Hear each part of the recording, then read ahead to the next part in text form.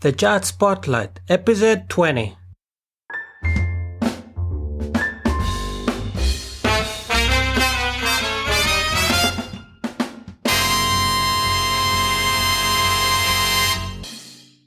Hey everybody, what is up? Welcome to this 20th episode of the Jazz Spotlight podcast. I'm thrilled about it. I'm very happy. It really feels like yesterday that I started with the podcast, but it actually been already 19 episodes. I know, that's a long time. It really feels like, it's been just a couple of weeks, but it's been already a few months. The first thing I want to do today is thank each and every one of the guests I had here during the podcast from episode 2, because the first one was just an introduction with myself, from episode 2 until today. Thank you all of you for your great contribution, for spending time with me, with the listeners, and thank you for sharing, your stories, giving out advice, links to useful resources. I can't thank you enough. Thank you very much. I really appreciate what you did. So, episode 20.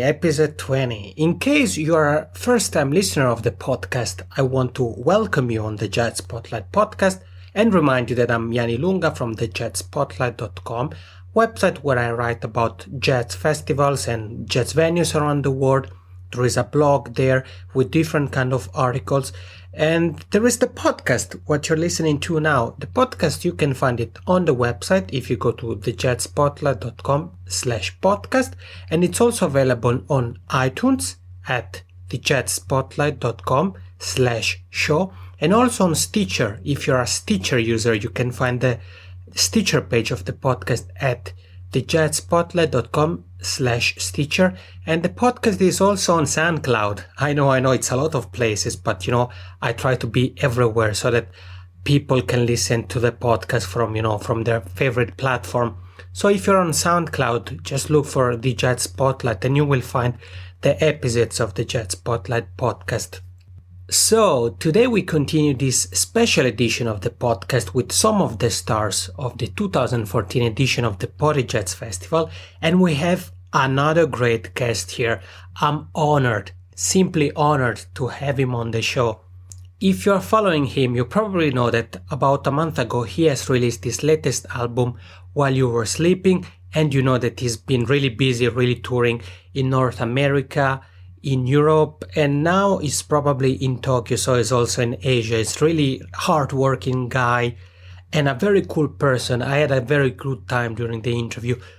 That's right, it's him. It's José James. Today is here for the 20th episode of the Jazz Spotlight podcast to talk about many things, including his latest album, While You Were Sleeping, his favorite city, his favorite music club, and he also has some advice for all of those who would like to follow his footsteps. So, if you have been thinking about becoming a musician, José James has some tip for you.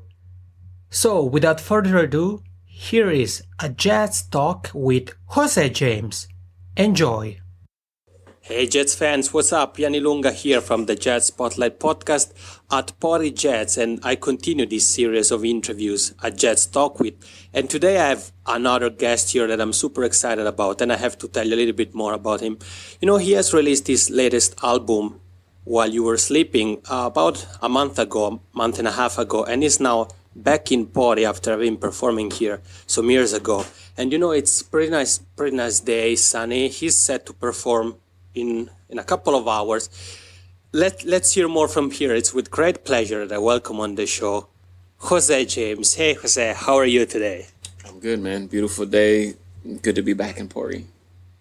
All right. And what are your thoughts about Pori? Because it used to be an indoor festival, and this year they have changed a bit the structure. It's an open air festival with 3 stages. What are your thoughts on that? Yeah, I was noticing that because I was expecting the same. I think we played in a big room last time inside with Timo and the orchestra.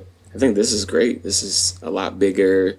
It's a beautiful day, and I'm excited to see the crowd. There's always a great crowd in Finland.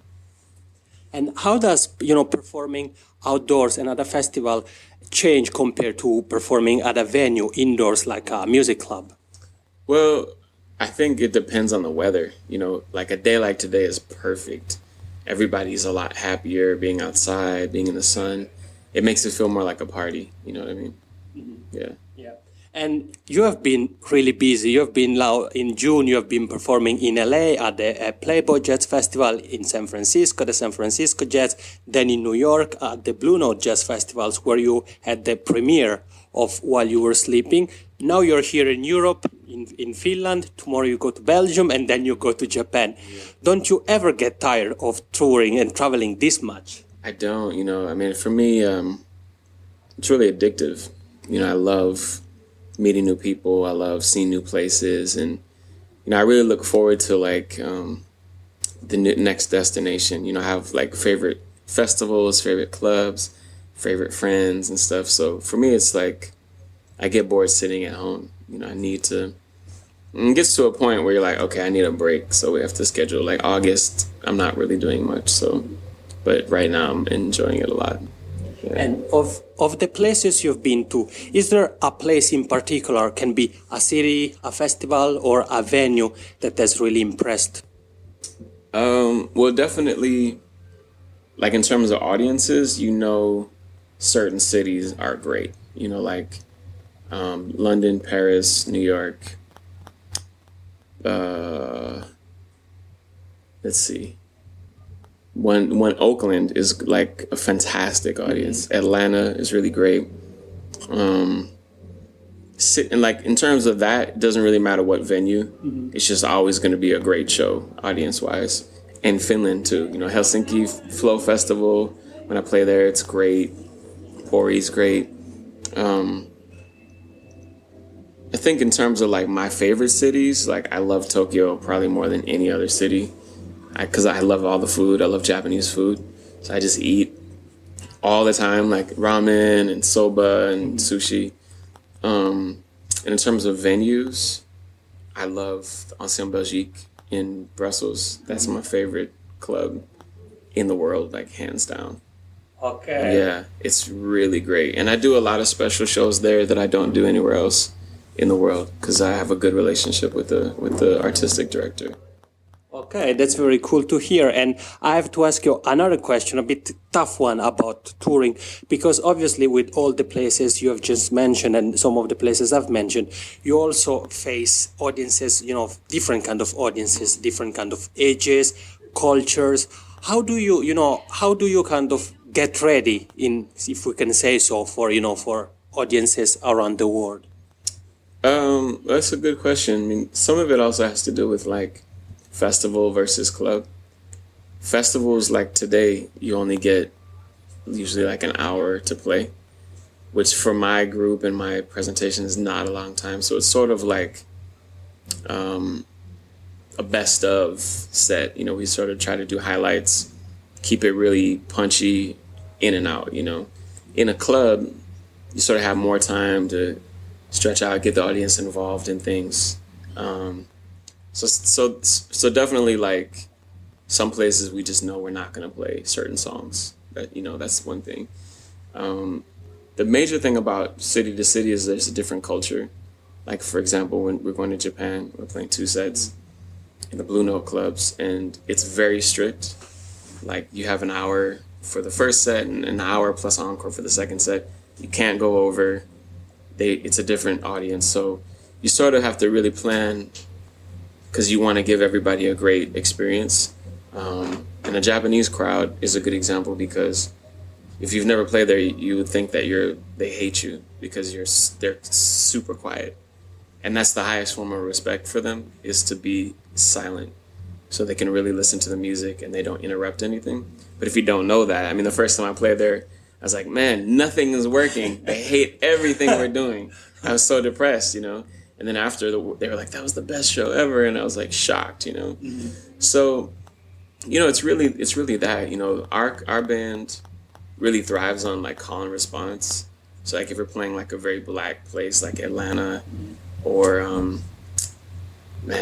or New York, you know, it's really good for us because it feels like everybody's involved. Mm-hmm. But I think this project is sort of designed to be able to be self-contained too.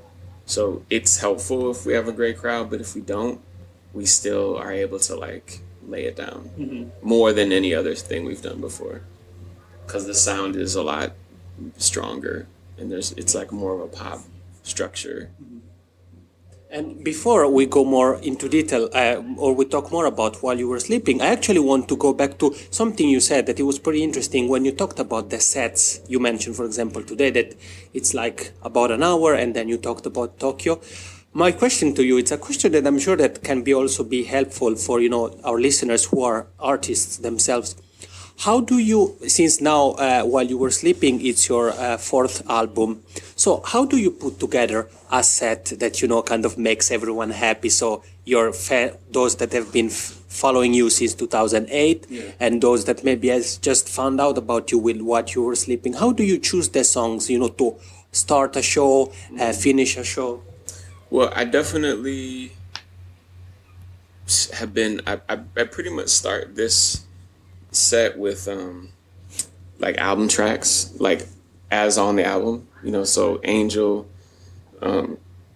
You're the One, While You Were Sleeping, and Anywhere You Go. Those are the first 4 tracks in the album. I think they made, and I designed the album itself to sort of reflect the live show more than anything I've ever done before. In a way, this album is like the closest to how my live show feels. So that is pretty much how I start any set. And from there, I feel like I've played enough of the new album to sort of satisfy myself and the fact that, okay, we're on tour with this new project. And then, I keep songs like Park Bench People, which I've been playing since 2007, which is a really strong by Freestyle Fellowship. And Come to My Door, which ladies love, and I love to keep the ladies happy, and Trouble, so those are the 3 songs that we definitely keep. I have like a small radio hit in Japan since 2008 called Promise and Love. So I do that as an encore in Japan, always. But basically that, and then if there's time, like those are the songs that are like going to be in any show. And then if there's time, depending on, I can include other things. And which one is your favorite José James song? Like personally, right now, I would say While You Were Sleeping. Like that's like the most complex song I've written. It's the hardest to sort of pull off in the studio and live too. And I love the kind of journey, like the reaction, because it's kind of like the most different for my fans. Like when we start into it, I can tell like newer fans are kind of like, what is this, But then as it builds, because it starts very small and gets bigger and bigger, and by the end people are like really into it. So I feel like that's the transition for me between like into the new stuff more than anything else. And let's talk about While You Were Sleeping for a moment. It's your 4th album now, it's been 6 years now since the first album, The Dreamer, and time flies. And now this is your 2nd release under the Blue Note. So where did you get started with While You Were Sleeping? Where did you got the inspiration to write this album? It came out of touring, no beginning, no end. We tour a lot, and I was sort of like getting frustrated with the energy, of that show. The high point would always be like Park Bench People. And I was kind of like, man, I wish the energy could sort of be there all the time. And so I started thinking about ways to sort of just have more energy without expending energy. So it was like more about the sound and the production. And I listened to a lot of stuff like James Blake, for example, or Junip. They're not loud bands, but there's a lot of intensity and a lot of kind of power in what they do. So I started thinking about production-wise, that kind of stuff. And everyone in the band is also kind of in the same place. Like we all listen to a lot of like different genres of music. So we sort of brought our own talents for that. Especially Rich Spaven, who's on drums from London, and Chris Bowers on keys. Like he's really been getting into a lot more synth stuff in his own work too. And then I travel with the guitar, so all the songs were started and composed on guitar while I was traveling, which is a good experience too. So I didn't really have to like wait till I got home to get on a nice piano or something. It was sort of like in the moment, and then we could workshop things at sound checks. So I was like actually sound checking songs like Anywhere You Go, well into like last year, into the No Beginning tour. So it kind of really felt like a natural outgrowth, even though a lot of people are sort of surprised. It felt very normal for us. Yeah. And I was reading an interview you had some time ago, and you talked about the music you were listening to growing up, and you talked about Nirvana. Yeah. And it's interesting to think, like, you know, the young or younger José James that listens to Nirvana and the person you are today. And it's also interesting that you mentioned two bands you had in high school. Do you want to tell us a little bit about that? Because it's a really interesting story. I would like you to tell us a bit more about those two bands. Yeah, well, I was really into doo-wop, like really loved singing with people. And I had a trio with 3 singers called Cerulean, which is a shade of blue, you know, really corny, you know. And, you know, like, it was like a local neighborhood band. We would sing at like little festivals and parties and stuff. And it was like a cute thing. You know, I was like 16, 17. And I sang all the bass parts and stuff. And that was really great. And it's really a great way to understand different harmony parts and things like that. And the other band was my first band. It was a jazz band. And there was a local legend, Donald Washington from Detroit. He played saxophone sometimes, and Kevin Washington played drums. Jeff Bailey played bass. They're still there in Minneapolis and doing really well. And then I had a cellist. I think his name was David Moore, or David Young. And that was my first group, and it was very like avant-garde jazz. It wasn't really like standards or anything.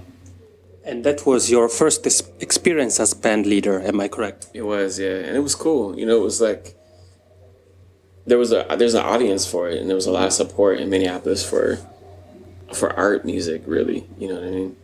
Like more radical stuff. And you know, it's very nice to hear your words, because you make it sound so easy in a way, and you know that really started like with school bands, and look at you today, like you are traveling the world, and I'm sure that you're having a great time, and you're probably realizing a dream.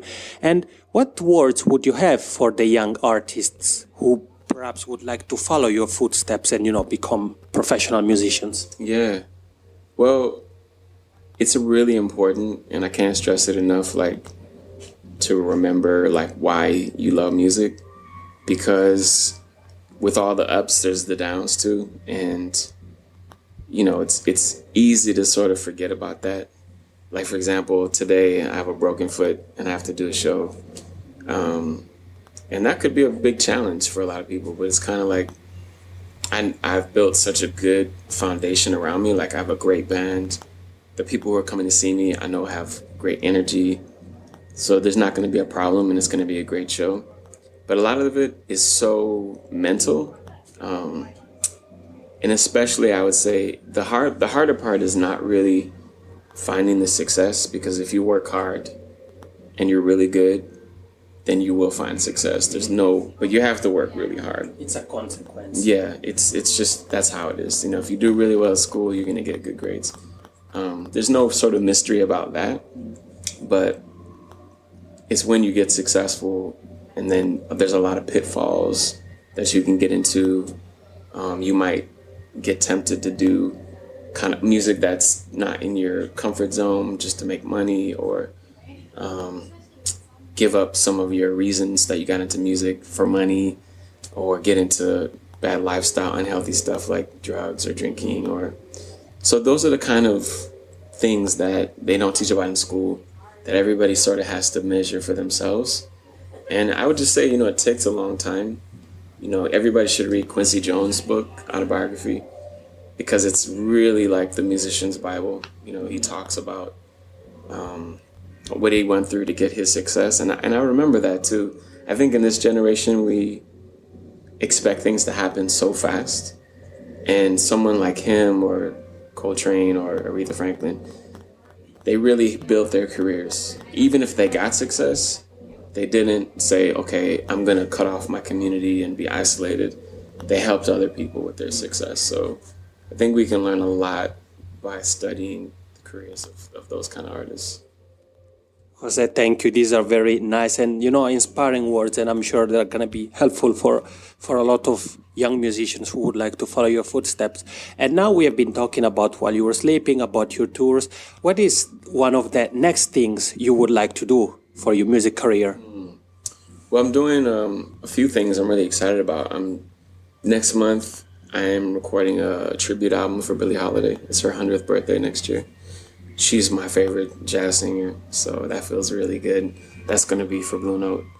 And I've been writing with Talia Billick for my stuff and for her stuff. She's working on her album. I've been really interested in producing more. I did Takuya Kuroda's album for Blue Note called Rising Sun, which was really great, and a singer, Noon, in Tokyo. So I'm sort of focusing on more writing and production, because it's just a different way to experience music. Sounds exciting, and I'm sure that your fans all over the world are looking forward to all the great things you have coming up. Jose, thank you so much for being with us today. Thank you all so much, man. Keep it up. Thank you, and good luck with your show, with your tours, and also with the food. Let's hope it's nothing serious. Thank you. Thank you so much, man. All right, everybody, we are back. Jose, if you're listening, thank you so much for this great interview, for sharing your story, telling us a little bit more about yourself and about your music. And thank you also for the advice you gave to people who would like to follow your footsteps and become musicians. Thank you very much. I really appreciate it.